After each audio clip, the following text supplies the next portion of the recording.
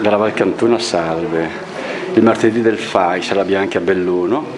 Abbiamo qui con noi la Monia Franzolin che discuterà oggi della sua tesi presentata.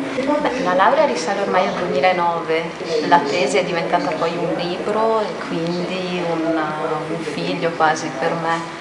Il motivo della strada è semplicemente perché tratta di quell'arteria commerciale che collegava Venezia alla Germania attraverso la provincia di Belluno. È un punto importante, era Cadiponte, a Ponte nelle Alpi, vero? Esattamente, un ponte ligneo altissimo, trafficatissimo, dotato anche di un ospizio, un punto di ospitalità da un lato e dall'altro la chiesa di Santa Caterina, nonché il porto degli Zattieri, quindi un fulcro importante nella viabilità tanto via terra quanto via d'acqua. Cadiponte che oggi sarebbe Ponte nelle Alpi. Bene. Per chiudere così questo breve incontro con la Valcantuna, qualcosa da dire, un saluto per noi di Arsie di Ponte nelle Alpi che mettiamo in onda questo servizio? Ringrazio per l'attenzione, ringrazio il FAI e tutte le persone che hanno voluto ascoltarmi ed aiutarmi in questo percorso. Benissimo, grazie a Monia Franzolin, complimenti, buon lavoro e in bocca al lupo per stasera. Allora, buonasera. Io sono Lidia Lui, sono una delegata del FAI, Fondo Ambiente Italiano. Avrebbe dovuto esserci il nostro presidente che è l'avvocato Emilio Mazzucco, ma aveva problemi di lavoro e quindi non è potuto venire. Sapete che il Fondo Ambiente si interessa di sostenere tutte le opere di valorizzazione anche in termini economici, di restauro, ristrutturazione di una parte purtroppo solo del patrimonio artistico a livello artistico, architettonico, ambientale, paesaggistico a livello nazionale. Però accanto a questa dimensione strettamente economica c'è anche l'altra importantissima che è quella culturale, cioè di sensibilizzare, di far emergere soprattutto anche in loco quelle che sono le risorse non soltanto ambientali concrete, ma anche le risorse mentali, l'energia anche creativa che c'è alle spalle. Quindi è giusto, per quanto pochi, ma siamo un pubblico molto, molto pregiato, quindi sta bene anche per la nostra Monia, che almeno abbiano la possibilità di esprimere e di comunicare ciò che hanno pensato, ciò che hanno prodotto nel corso della loro esperienza di tesi. Io farò un brevissimo discorso anche su Monia Franzolin, che mi ha dato un curriculum che è già nutritissimo, giovane così, quindi chiaramente ha lavorato e si dà da fare molto. Lei è laureata alla laurea magistrale in Facoltà di Lettere e Filosofia, corso di Storia dell'Arte e Conservazione di Beni Artistici e Architettonico all'Università degli Studi di Udine nel 2009. Vi risparmio tutto il resto, ecco, questo è il punto con il quale ha prodotto anche la sua tesi. E vedendo anche il suo curriculum si vede che già, ancora prima di laurearsi, ha individuato un suo campo di ricerca, un suo campo di studio appassionato, che è proprio quello dell'ambiente, della storia dell'arte, e quindi un insieme di situazioni dove si privilegiano soprattutto le dimensioni locali, e parlare delle tesi di laurea non è soltanto un momento di valorizzazione di un lavoro, ma dovrebbe essere per chi ascolta anche un momento di riflessione culturale, altrimenti diventa semplicemente una comunicazione di informazioni sterili. E allora, parlando anche con Marco Perale, che fa parte della delegazione, è emersa questa riflessione. La strada, soprattutto ascoltando quello che ci dirà Monia sulla strada a Reggio di Alemania, noi possiamo vedere che la strada ha coniugato e ha dato unità a due dimensioni, quella macro e quella micro. Monia strada, la dimensione. Grazie a lei per la presentazione, grazie a tutti per essere intervenuti, e mi aggancio subito ad un termine che è stato usato, arteria.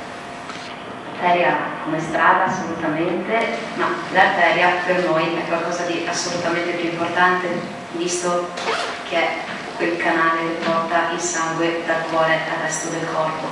e la strada funge un po' alla stessa maniera per il territorio. È quella che porta la vita ad un territorio, per agganciarmi al discorso. Da A a B, è vero, e qui abbiamo una parte di A e B in realtà, perché non ho analizzato tutta la strada, altrimenti penso sarei ancora in fase di lavoro. L'ho presa in considerazione da Serravalle di Vittorio Veneto fino a Bottestagno, Ospitale da un pezzo. Non citerò, non parlerò dei due nomi fatti durante la presentazione perché il mio campo, il mio settore di ricerca si è concentrato soprattutto durante il periodo della dominazione veneziana, per una passione mia per il periodo ovviamente, ma anche perché è stato proprio durante questo periodo che la strada Regia d'Alemagna, pur preesistente, ha avuto uno slancio in termini di sviluppo, in quanto i veneziani la scelsero perché percorreva per la maggior parte il territorio del dominio veneziano rispetto alle altre strade dello Stato da terra, e questo ha permesso loro di imporre più dazi e quindi di avere più introiti fiscali dai passaggi dei mercanti e dei pellegrini. Uno sviluppo puramente interessato da parte di Venezia, che però per noi è stato uno sviluppo che ha portato il nostro territorio a crescere tanto economicamente quanto a livello culturale.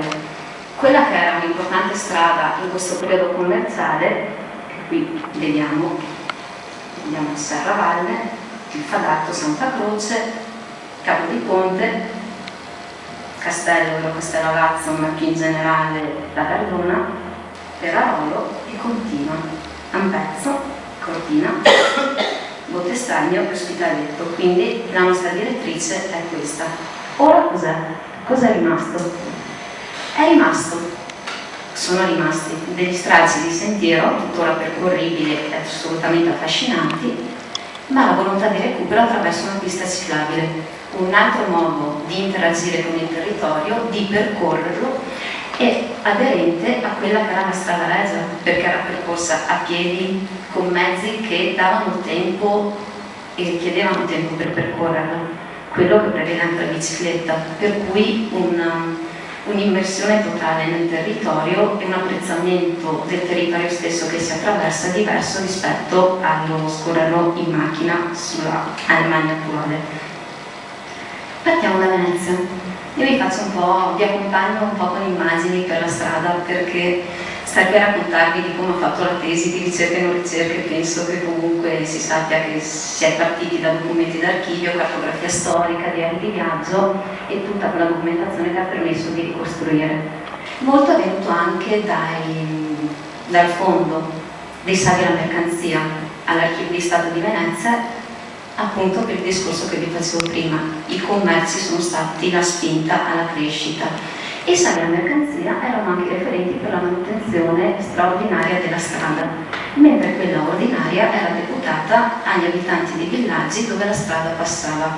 Per cui già qui quei livelli di manutenzione che mostra due livelli di interesse diverso, ma comunque congiunto, per la manutenzione della strada, che deve essere o doveva essere dai documenti sempre di libero percorso.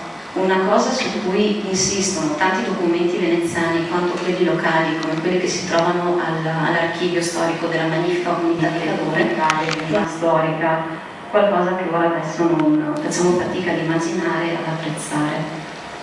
Da Mestre si giungeva a Treviso attraverso quella strada che è detta il Terraglio, quella strada che correva lungo il canale, larghissima rispetto alla nostra strada, perché era larga più o meno 16 passi, quindi una vera e propria autostrada rispetto alle nostre strade di montagna che erano scoscese, impervie e al massimo della larghezza di 2 metri, 3 metri, quindi totalmente diverse rispetto al corso agevole che permetteva la pianeta. Perché il bestiame delle praterie, comunque dei pascoli dell'Ungheria era assolutamente ricercatissimo a Venezia, tanto che abbiamo documenti riguardo al mercato della carne che era situato tanto a Rialto quanto a San Marco, quindi i beccheri erano una delle corporazioni forti del periodo e quindi avevano anche la facoltà di ricercare la materia prima più pregiata.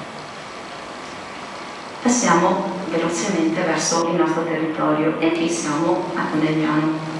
Conegliano era un polo culturale, commerciale, anche questo tedesco, dove molti commercianti all'interno della città erano tedeschi. Semplice, in realtà perché viene chiesto dagli abitanti di Caneva e Sacile una nuova strada di accesso verso il bosco quando le riserve boschive delle località si stavano esaurendo.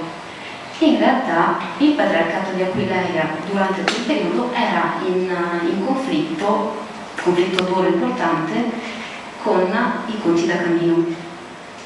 Per cui il patriarca di Aquileia non poteva rischiare che venisse bloccato il suo traffico commerciale proprio sulla stretta di Serravalle e quindi riaprì, risistemò questa strada denominata poi del patriarca e a fronte di invogliare anche i mercanti tedeschi a percorrerla per arrivare a Sacile, dopo attraverso Sacile, punto porto fluviale importantissimo, arrivare poi a Venezia, la escluse da ogni tassazione.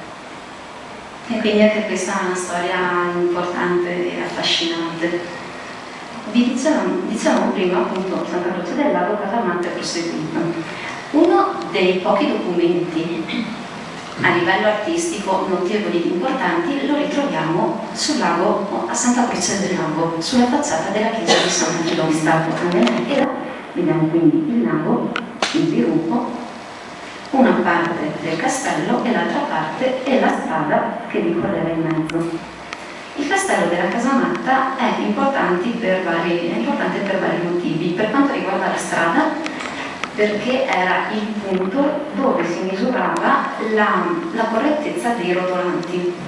I rotolanti erano quelle specie di corrieri che trasportavano le valide merci di mercanti da Venezia alla destinazione. Che i mercanti non è come ce li immaginiamo noi, con il loro carrettino partevano da Venezia, acquistavano e andavano. Acquistavano, col cavallo percorrevano la strada, arrivavano in patria e di seguito arrivava il carico che era affidato appunto a questi rotolanti sul piano. Da questo lato c'era una specie di ospizio, a condizione laica anche questo, dove l'ospedaliere era anche deputato al controllo della strada. Da questo lato troviamo la chiesa di Santa Caterina. Abbiamo una notizia interessante, alquanto simpatica, riguardo appunto questo ospizio. Sul diario di viaggio di Felix Faber, un frate tedesco di Ulm, che dopo il suo secondo viaggio in Terra Santa, invece di percorrere la Val d'Adige come fece durante il ritorno nel 1480, consigliato da alcuni mercanti tedeschi al loro seguito, percorre la nostra strada e ce la descrive puntualmente nel suo diario di viaggio. E per quanto riguarda l'ospizio, il ponte nelle Alpi, si dice: non avemmo molta fortuna però in questa locanda, perché non potemmo avere né cibo, né bevande, né letto, né foraggi convenienti per i cavalli. L'oste, infatti, il giorno precedente aveva perso al gioco tutto ciò che possedeva di trasportabile, fatta eccezione per la moglie e per i figli. Uno spaccato abbastanza singolare e notevole di quanto comunque l'ospitalità non fosse garantita, nonostante fosse un ospizio. Della chiesa di Santa Caterina tutti conosciamo gli affreschi e ho voluto metterli perché prima la chiesa di minori dimensioni era più vicina al Piave. Poi a causa di alcune alluvioni è stata distrutta e quindi si decise di spostarla più al sicuro, anche perché all'interno comunque abbiamo opere di tutto rilievo come delle tele di Cesare Vecellio e di Frigimelica il Vecchio, quindi una notevole attenzione anche per il patrimonio artistico conservato. E vediamo che la strada dal ponte di Ponte nelle Alpi, percorreva l'attuale via degli Zattieri e fiancheggiava la chiesa per proseguire verso Fortonia. E qui arriviamo in montagna. Abbiamo una carta che troviamo in realtà non più a Venezia, ma abbiamo tracce di quello che è un manifesto marziano religioso, con comunque si vede la Basilica di San Marco, si vede una specie di sindone, abbiamo il lato tanto politico quanto religioso che rappresenta Venezia. La strada continua. Abbiamo qui la chiesa di San Marco e questo è uno dei tratti affascinanti della strada. Qui siamo prima di Vodo, siamo a Peaio, abbiamo qui la ciclabile, abbiamo la strada qui c'è la ciclabile e qui abbiamo la strada Reggia. Percorribile, molto affascinante, una bella passeggiata, e vediamo comunque sempre le dimensioni limitate e la spalla muraria che continua ad accompagnare il nostro percorso. E qui vediamo un pezzo che indica la strada di San Marco. Da Vodo a Borca, e qui c'era la strada che continuava e portava al Principato, e abbiamo iniziato la storia dell'alpinismo bellunese. La strada prosegue per Campo e poi arriva alla Beata Vergine della Difesa, dove c'era un ospizio della Madonna Chiesa di Santa Caterina, la prima chiesa di Cortina, perché la basilica è settecentesca, la basilica minore di San Filippo Giacomo è settecentesca. Quella di Santa Caterina era la vera chiesa di Cortina. Fungeva anche da scuola, perché il parroco di questa chiesa aveva anche il compito di educare i bambini. Questa chiesa purtroppo per dinamiche cadde di proprietà, nel momento in cui comunque a Pezzo dal 1511 c'era tedesca, da Pezzano a Dogana Vecchia c'era il confine e non si era più nel territorio veneziano. Però il nostro Felix Faber ci dà uno spaccato divertente di quello che era comunque attraversare il confine alla fine del 400. Vi leggo la descrizione della salita a Bottestagno mettendovi la foto. Questo è tratto di strada. Se non l'avete fatto vi consiglio di fare anche questo. Dalla strada sono 20 minuti di passeggiata, ma si vede proprio la strada e si arriva ai resti di questo castello di Bottestagno, con questa grande spianata che in realtà è frutto dell'intervento durante la prima guerra mondiale. Però le mura sono ancora ben conservate ed è interessante.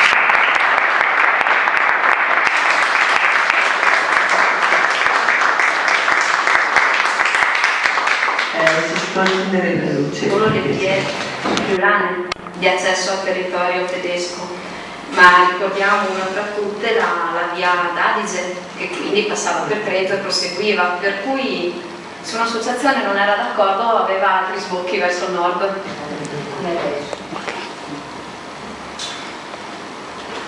Scusa, sì, la Germania che per lunghi tratti ho visto a fianco, insomma, ossidato. È capitato nelle ricerche di trovare documenti relativi a mulini che muovessero, soprattutto lungo il corso del Piave abbiamo segherie soprattutto. Invece lungo il corso del torrente Boite sono più mulini e fucine documentati. Sì. mulini per folare, sì. Niente all'altezza dell'alto lago di Santa Croce. No. Ok, o non li ho trovati io, che può darsi. Ma comunque dopo Bottestagno e così, alla fine si passava per Brenner, non si passava per Lienz, voglio dire. comprenderlo. Ecco, quindi in fin dei conti la strada dall'Adige e questa adesso si congiungevano alla fine dei conti. Sì. Ah, ecco. Sì, sulla presenza degli ospizi rispetto a territori moderni. Chiesa che non bagno, no? Quindi diciamo che poca influenza ha rispetto, non può essere individuata come un punto di raffronto comunque per individuare un percorso precedente. C'era prima un capitello. Sì, c'era quel capitello della un leggenda. punto, sì, importante, sentito così, no? Per i cristiani. Sì.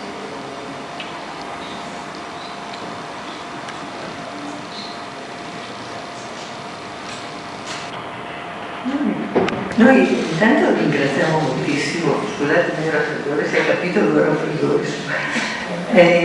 Volevo ricordare che momenti così ricchi, così belli, io spero ne farai ancora magari quando farai l'altra ricerca, ce lo dici. E vi ricordo che come martedì del FAI abbiamo quello di ottobre, sì, l'ultimo martedì di ottobre, dove verrà Jacopo Turchetto a parlare dei cosiddetti cippi della Val Belluna, che poi erano altre cose. Quindi anche quello sarà interessante. E ringrazio comunque con un altro applauso perché